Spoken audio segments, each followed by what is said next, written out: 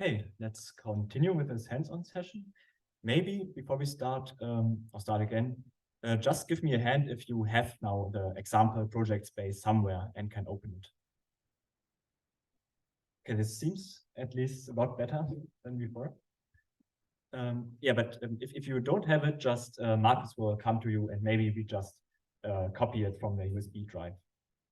But also, it's not super bad if you cannot access the project space right now, because we are in the next few minutes just going through a few examples. And if you just look at the screen, you will also see what, the features that I'm going to show.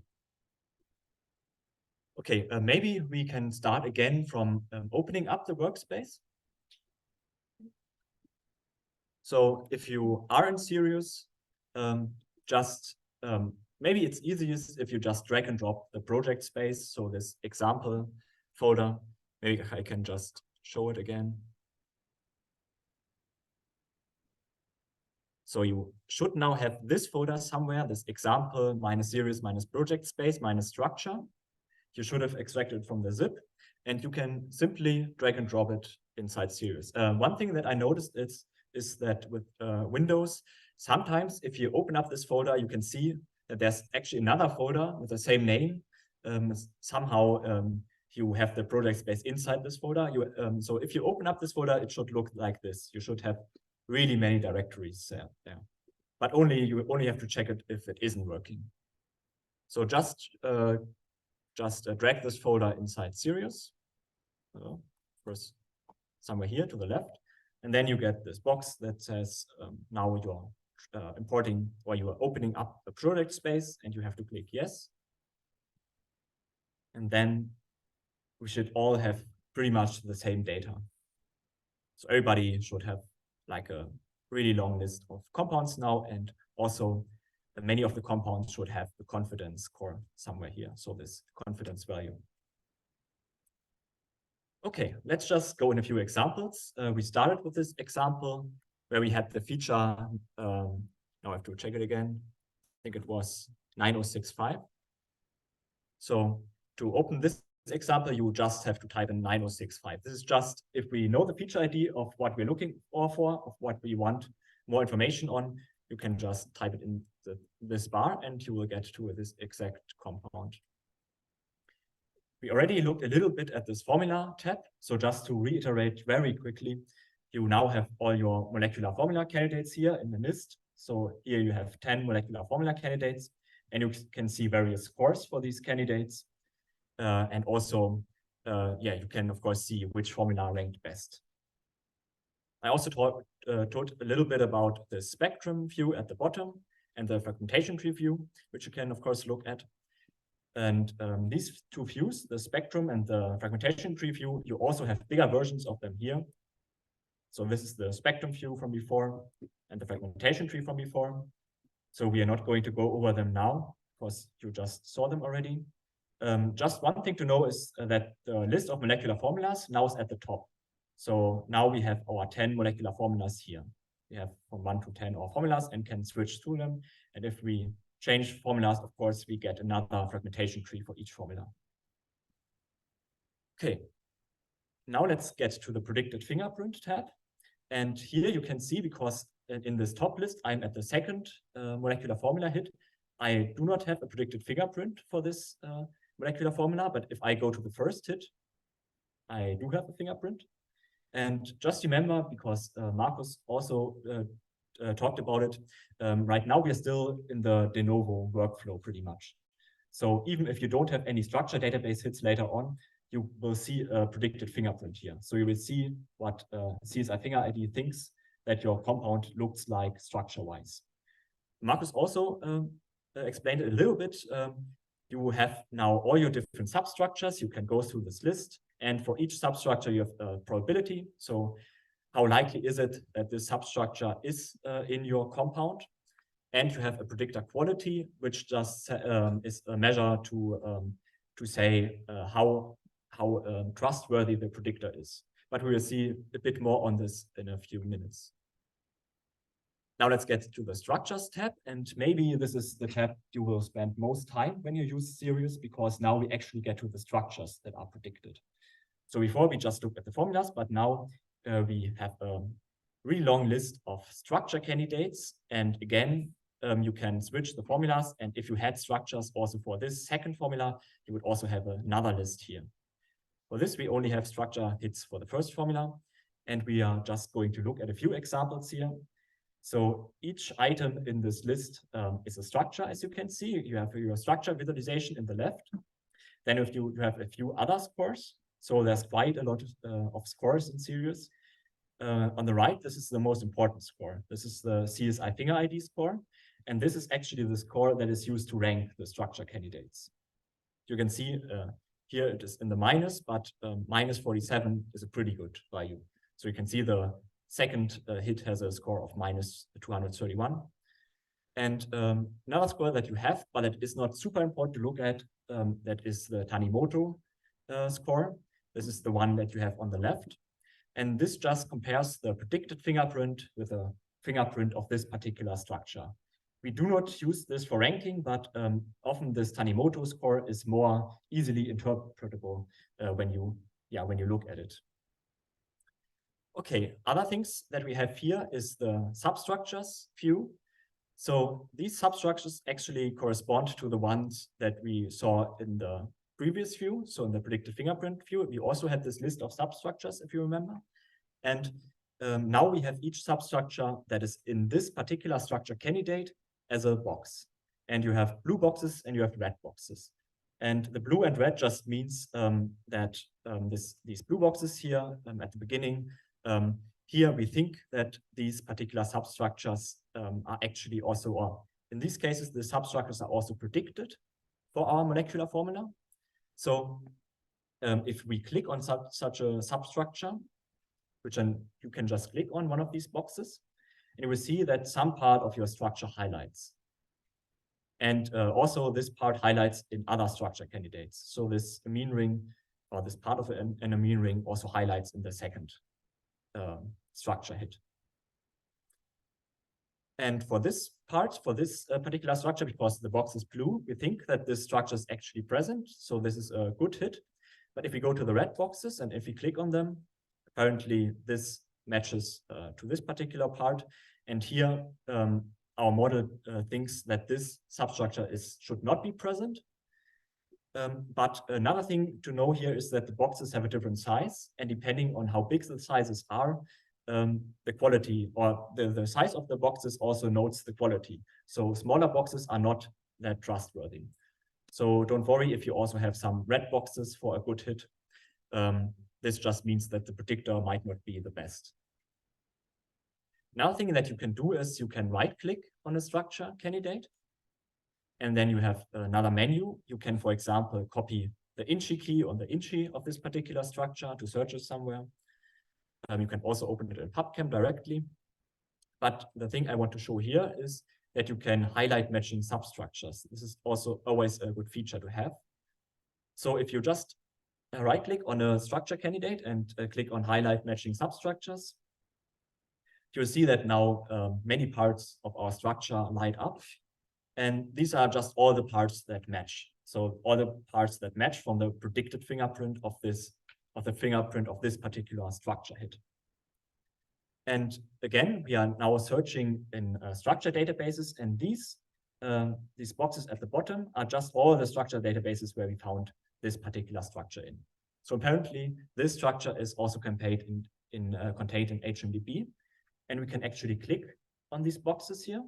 So if we do this for this example, the HMDB page will open up. And we will see, now we have the HMDB page of piperitine. And maybe you can remember, although it's quite a long time ago, we got the example by looking at the molecular network of piperine. And this is one of the nodes that was connected to it. So apparently, according to Sirius at least, the structure that we looked, or the compound that we looked at might be piperitine. So it might fit quite nicely. So just remember, you can click on all these boxes to get to the structure databases. Yeah, question? Maybe a stupid question, but what do the squiggly lines mean in the structure? That you have to ask someone with more chemical knowledge. The wavy line? Okay.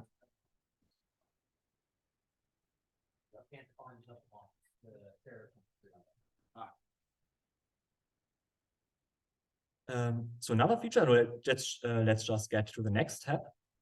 Another feature that Markus mentioned quickly is that we have a kind of combinatorial fragmenter in Sirius integrated, which takes our structure hits and then tries to annotate the MS2 spectrum with these structures. So now, remember, this is our structure that we looked at, that we found, for example, also in HMDB. And when we now click on one of these peaks, so for example, let's take this peak, so the second peak here on the left, we see that this peak, according to our fragmenter, corresponds to this particular substructure. You can just go over the peaks and see if they make sense for you. So maybe you remember from before that you had the MS2 spectrum and you had green peaks and you had blue peaks. So the green peaks were the ones that could be explained by a fragmentation tree.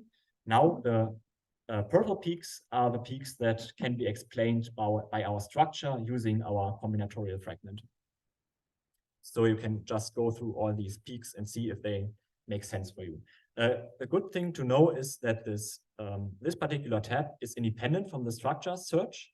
So this just is maybe a good thing to know if the structure hit that you gotten, that it is a good hit, because this is independent from the searching process. Another tab that is really important, especially if you do not have any structure hits. So if you, for example, go through your compound list and you see that you have molecular formulas or you have whole compounds where you do not have a structure database hit, you will still, if you have turned on Canopus in the beginning, so remember in the compute dialog, the last button was the Canopus button, and if you turn it on, you will have this tab, and this is the compound class prediction part. So here you can see that for this particular compound and this molecular formula candidate, we have predicted these classes. The classes in the top are classifier classes. So for example, for this compound, we have predicted benzodiazoles as a class and organoheterocyclic compounds as a superclass and organic compounds as the kingdom. And you can click on each class on each box, and it will directly take you to the classifier page. Although it currently also is not working right now, but this is a classifier. You cannot do anything about it. You also have alternative classifier classes. So if you do not know classifier, a compound can belong to many different classes. This is not a problem here.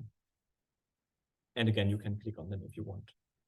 You also have natural product classes, which is another ontology, another way to specify compound classes. And here you can see that actually we have the class piperidine alkaloids, which already sounds a lot like the piperidine structure, which we found. So this also might give us a good signal that the structure that we looked at before might be the right structure. Okay, now we went through one example, and because we do not have infinite amounts of time, maybe we're just going to skip the next example and directly go into something that has more to do with the tasks that we also have for this data. So these compounds that we found now, piperine and piperidine, are related to pepper, and probably they come, or the reason that we find them here is that the person from the sample has consumed something with pepper taste. But the actual task always was to find this drug, diphenhydramine. And for the next few examples, we are going to look at diphenhydramine and look if we can find it in our data. So let's just clear this filter at the top, so we have all our compounds again. And the question now is, we still have so many compounds, and we could of course go through every structure and see if we by chance find diphenhydramine, but it would take a really long time. And we can use one particular feature of Sirius to really speed this up, and this is the custom database search. So remember, we search in structured databases. You can also make your own structured database and search in it. And this we can do with this databases button. So in the top bar, if you open up databases, you will see this dialog. I hope everybody can open it. And for you, it will just be empty. You will not have any databases imported. But we can just do this now. And the question is, of course, if we look for diphenhydramine, which structures do we put in there? What do we want to find? And one thing that you can do, especially if you do not know the metabolites of diphenhydramine, which you maybe want to find on top of your head, you can just go to PubChem. So let's just go to PubChem. I have this already somewhere. And if it loads, maybe you can just type in diphenhydramine and go to the PubChem page of diphenhydramine. You do not have to do this in this follow along part. I just want to show you where you can get structures to search for in this custom structure database. So for this diphenhydramine page, for example, what we could do, we could go to the section pharmacology and biochemistry. And there, if we scroll down a little bit, there's probably some of you know this, there's this section transformation. And this is a section of biotransformations of diphenhydramine. And each of these particular compounds has, of course, a structure. And we could go to all these compounds also in PubChem and copy the structures and just collect all these structures and make a custom database from it. To do this, we have gone ahead and already provided the custom databases as a zip file. So if you were able to download it, you would have a custom database folder somewhere. I can just show you where how it would look like. But if not, it's also not a big problem. I can show you in a bit how you would create it yourself. So here I have this custom DBs folder.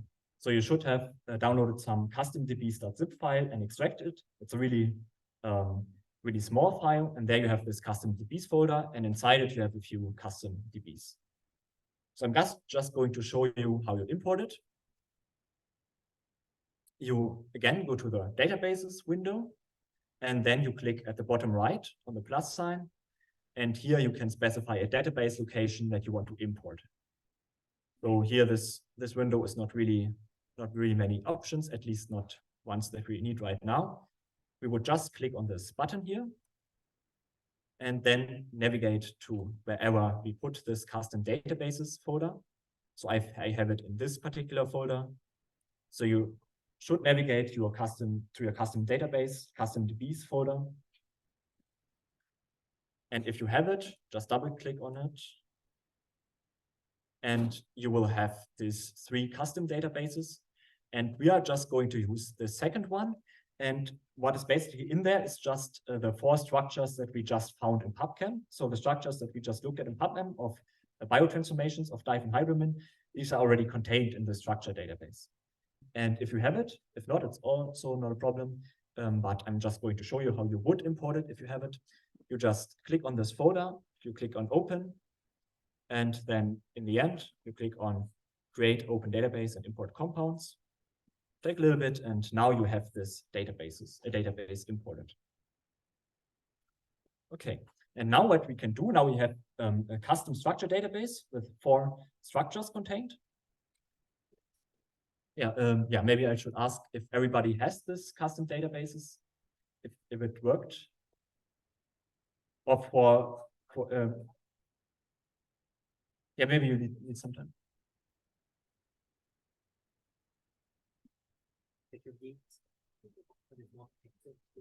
Which part is it?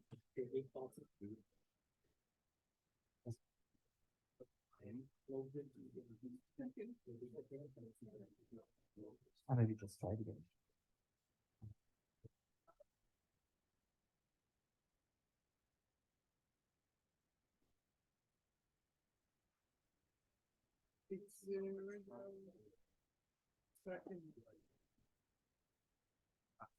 And maybe a good thing to show why some of you are still trying to import the database, there's also another way. So you can create, of course, this custom database from scratch. And for this, we are also going to go to the custom databases window. And on this, when you click on the plus sign, so just to make it a little bit more slowly, you have this custom databases window, and on plus, you can create or import databases. And here in this box, you can actually just drop some smiles. So you can just take the smiles of structures and drop them in there. If you have the GitHub repository folder somewhere, if you have downloaded it, or if you just have the link, so I can just show you where it would be. So in the GitHub repository, under data series output example, or not, sorry, it's the wrong one. So under the workshop repository, under data and series output, there's this text file, custom-db-hydrogen pubchem smiles. And this you can also just open. It contains a few smiles. So maybe for those of you who couldn't import the custom databases, if you are able to access the GitHub repository,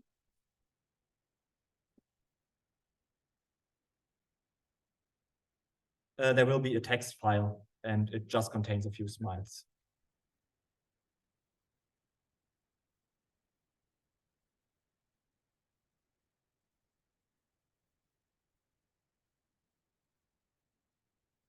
So maybe I will just go ahead and show how you would create it. So if you just have some structures as smiles somewhere, you can just copy them and get back to Sirius and just paste them in this text field.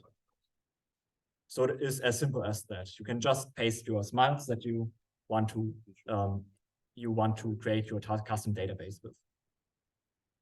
And if you create a custom database, of course, you always have to specify a name for this database. So again, you use this button here at the top, and there you select where you want your database to be stored. So before you use this button to import databases, but now we are going to select the location where we want to store this database. So just select some location, go navigate somewhere on your file system, click the Create New Folder button, and just name your database. So just maybe call it pubchem -or something. And then if you do this and you click open, now it also says the location here. And you have your smile at the bottom. And you can, again, just like when you imported custom database, you can just create open database and import compounds. And now you see that you have two databases now, which are the same, but the first one will be imported and the second one we created from scratch.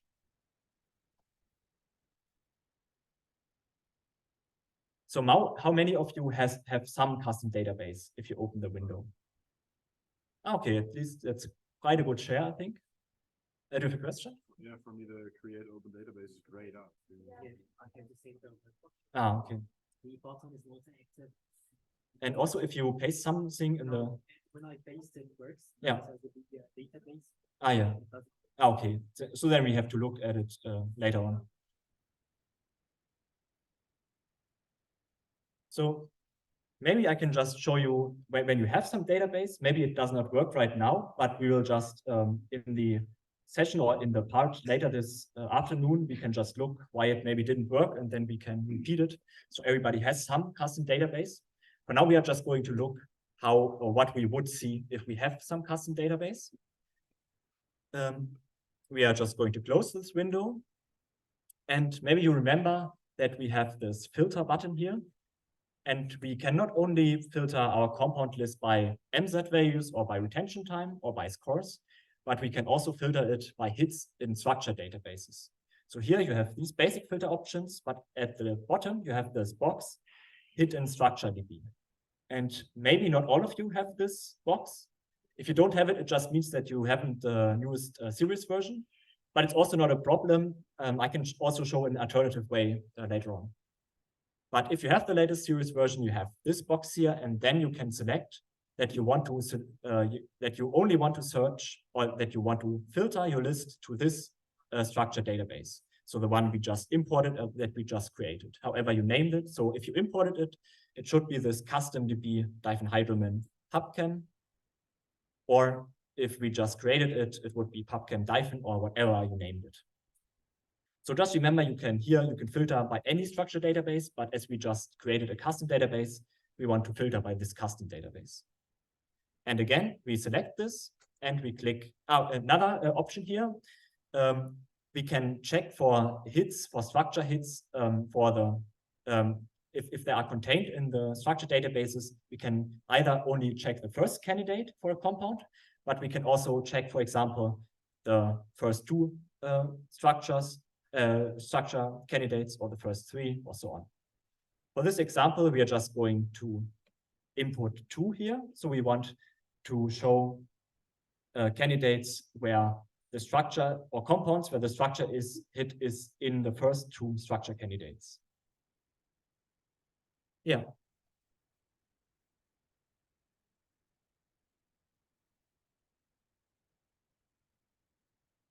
You mean the databases?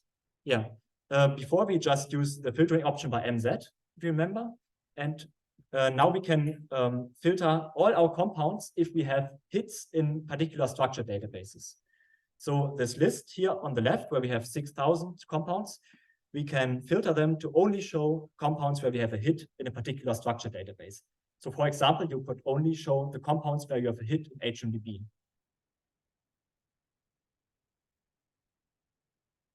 Yeah, this just means that you have not imported the custom database yet. So you will probably have the other list, but yeah, it would work just the same. So I will show it for the custom database, but you can also do it for another database if you want. So I've ticked this, this custom database that we imported, and then we click again on apply. And now it is filtering our compound list. It takes a little bit.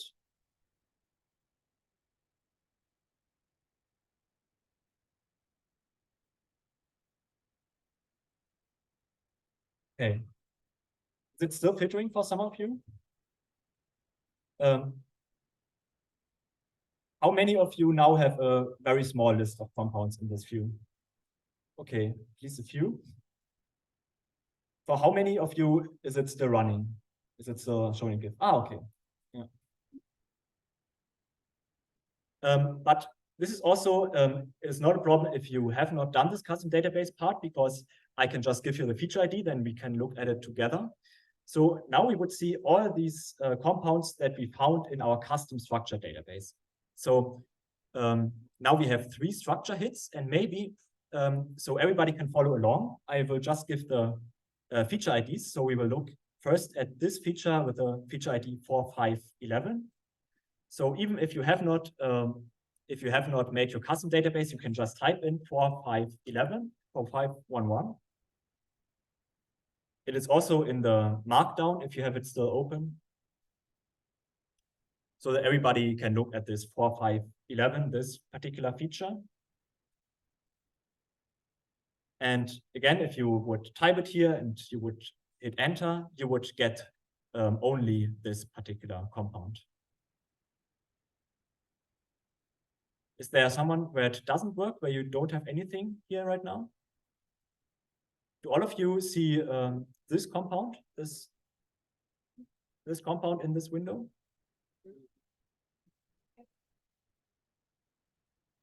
Okay, maybe you get 3 because the search here is just a text search. So if you, for example, so this feature ID is example series 4511, right? So maybe you get also a compound that is named example series 45111. You would also find it. So maybe, for example, you could put an underscore before it, and then it would, you would only get this one. Yeah, but it doesn't matter if you have more structures here or more compounds here. Yeah, we're just going to look at this particular compound, this example series 4511. And I don't want to tell too much about it, just what we can see here, that we actually found diphenhydramine. So although it says allyl, this is actually just a structure of diphenhydramine, because allyl is apparently just the brand name for diphenhydramine, or another name at least. So if we again would just click on one of these buttons, and so maybe first, before we click on anything, you can see that, yeah, then when I make it bigger, you can see that you have now more boxes here at the bottom. If you were able to search on the custom DB, you would have also these custom databases here. And this would just show that this particular structure is in our custom database. So here we can see we have a hit in our custom DB diphenhydramine pubchem. And also we created a few other custom databases. So for example, we used the tool biotransformer to also create a custom database. And also we put in just the structures from the publication, just as a sanity check. Yeah, but let's just click on the HNDB link real quick, and just to confirm that we actually have this diphenhydramine here. Yeah, and you will see if you click on it, you would see the common name diphenhydramine. And maybe because it was a little bit too quick before, just how would you judge that it is a good match? Here, for this example, we can actually see another thing. We can see that this structure is contained in our training set. And this, especially if we have good scores. So for example, if the CSI FingerID score is good, which it is for this example, and if we have found the structure in our training set, it is especially a good sign. But again, like the one thing I always try to do is right-click and use this highlight matching substructures option. And then if you also get all the structure highlighted in blue, it is a good sign because the predicted fingerprint matches the fingerprint of this structure. Okay, we could also again look at compound classes, but I'm not going to really go into detail. Just that this compound class prediction also seems to confirm what we found with the structure database search. So these classes, if you click on them, or if you know something about these classes, they also seem to fit diphenhydramine. So let's look at another example real quick. Let's so I filtered by our custom database, so I only have these 3 compounds in this list. But if you don't have it, again, we can just type in the next example feature ID. So the next example we want to look at is this 4194. So everybody that has a Sirius workspace, just type in 4194. And maybe also include an underscore because so you get a better match for this text search. And then you would see this feature. So does everybody look at a compound right now? Does everybody have something in this list and can click on it? Okay, at least nobody says anything. Let's just look at it real quick. And let's go to the structures tab again. So maybe, especially if it was a little bit too much, what most people want to do, or what maybe is the most common view that you use in Sirius, is probably the structures tab, because mostly you want to know which particular structure the compound belongs to. And here you can see that we also have a match, and here this match is nor-diphenhydramine. And this also, you can see we have found it in our PubChem custom database, but also it is in the publication. So it was also mentioned in the publication. And maybe you remember it from the last session, from the MD-MIND session yesterday, where Robin actually looked at the molecular network in MD-MIND from diphenhydramine. And he could also see annotations. And one thing that I think wasn't highlighted was this one, where also Robin assumed that we probably have a methyl loss somewhere here, and this fits to this particular structure here. So maybe if I just go back real quick. So here we have the view again of our three hits for the custom databases, and here we have diphenhydramine. And if we just go to the second one, we have pretty much the same structure, but without this methyl group here. Yeah. So I think we're also pretty low on time. Yeah, so this is also the most of the things I want to show you. Yeah, maybe one thing I just want to mention real quick. You can export summaries. This is also an important feature. So especially if you only want to know what annotations were found, you might want to use this option to write summaries, for example, of the top hits. You will produce some table, and you can just write it somewhere. Also, this file was already created. It is in the GitHub repository folder, and soon we are going to use this file to import it into Cytoscape. just to already give a quick heads up. Yeah, question?